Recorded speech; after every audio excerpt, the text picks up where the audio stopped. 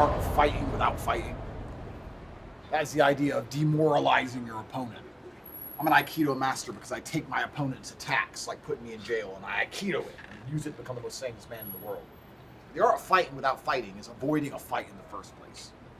And sometimes I sit around here above the peasants below in some penthouse, in some expensive apartment of some of the expensive five-star hotel. And I look down at all these people and I wonder, do these people truly believe they can even escape? Do they want to escape? See, the Matrix has different ways of controlling you. The first thing it does is it come along and it tells you, rich people aren't happy. Money isn't happiness. Don't try and get rich. That won't make you happy. Just get in loads of debt. That'll be better. Get a degree. That's what they try and do. First, they try and convince you that you don't want to escape. So you say to the fish when he's in the fishbowl, it's nice in the fishbowl. What do you want to leave the fishbowl for? It's great in here. But is that because they love the fish, or is that because they're in charge of the fishbowl? For those who are perhaps too intelligent to fall for that garbage, then what they try and do is convince you can't do it. They demoralize you. They come along and say, well, not everyone can be rich like Top G. Not everyone can be a billionaire. Look at the statistics. Look where you're from. Look at your skin color. Look at your socioeconomic background. Look at that idiot beeping his horn. Some garbage reason for why you can't get out. Why you can't escape. They demoralize you. And I sit here and I wonder, as I look at the peasants below, a large proportion of them don't want to escape. Well, I don't want to be rich. I just want more time to relax. Losers, slaves. Enjoy the oncoming enslavement which is going to be bestowed upon your bloodline because you are a fuck up and you deserve it. Then you have the others who want to escape, but they don't believe it's possible because they've been demoralized. They have fallen for a different type of psyop. And I wonder, if I were to ask you, do you actually, truly believe in your heart that you can escape the Matrix? Do you believe you can do what I have done? Do you believe you can make $1 million a week and buy a new car every week and get arrested and become more famous and doesn't matter and come out and have all these famous friends and travel the world and all these women can adore you? Do you actually believe in yourself, or have you been demoralized?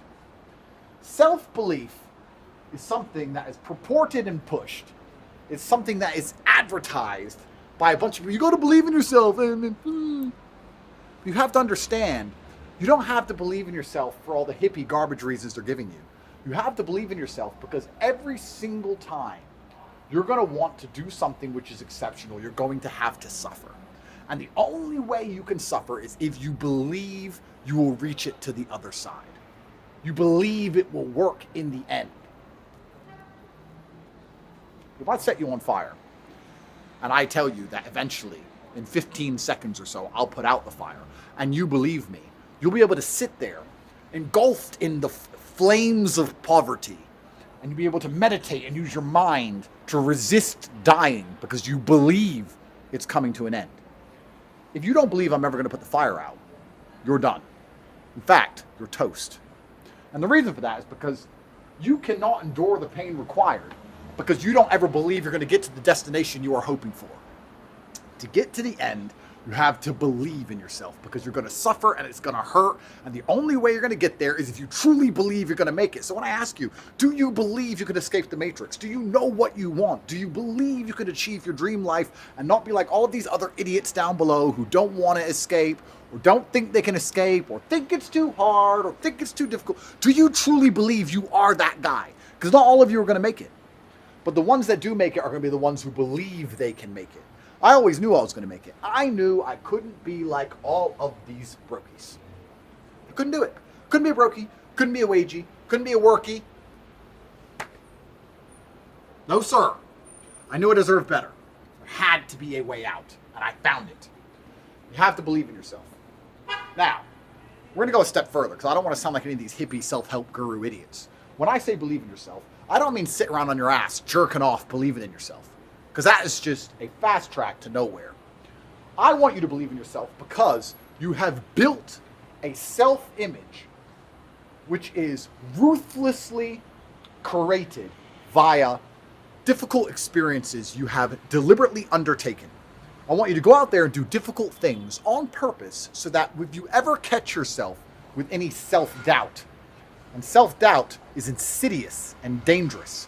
It's like a little seed. but it grows into forests of inaction. Once you doubt yourself, these large forests of, well, maybe it's too hard, maybe I'll fail, and you just sit and do nothing, waiting to die. I want you to go out there and do difficult things so that if you ever doubt yourself, you can say, well, I succeeded in this situation. Why can't I succeed in this situation? I became a 4-time kickboxing world champion. I survived a Romanian dungeon. I survived a matrix attack of cancellation. Why can't I succeed with X or Y or that bitch? Anything. That's the beauty. But my self-image is built in brutal competence because I've been out there and been a combatant against the Matrix for so long, I know I can't lose anymore. You have to go out there and do difficult things on purpose so that you believe in yourself. And then you have that self-belief, which is built on real-world experience. And the real-world experience has taught you skills, and you believe you're going to make it out. And nobody else believes it, but you do. In your heart, inside, you know you will escape the Matrix.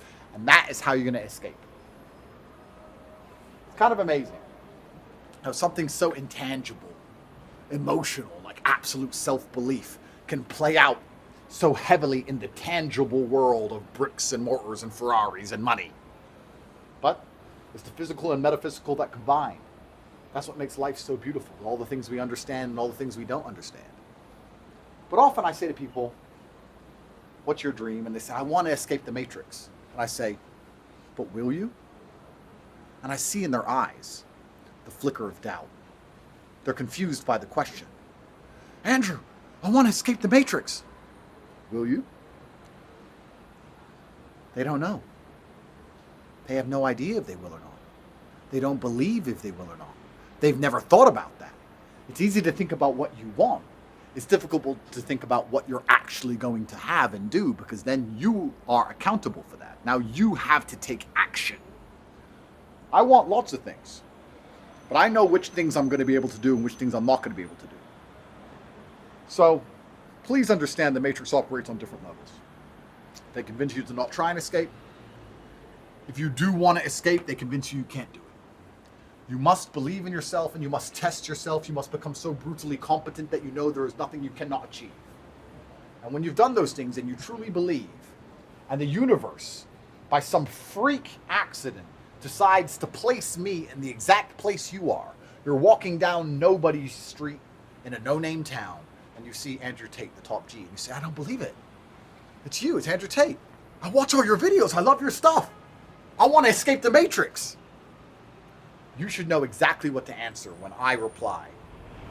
But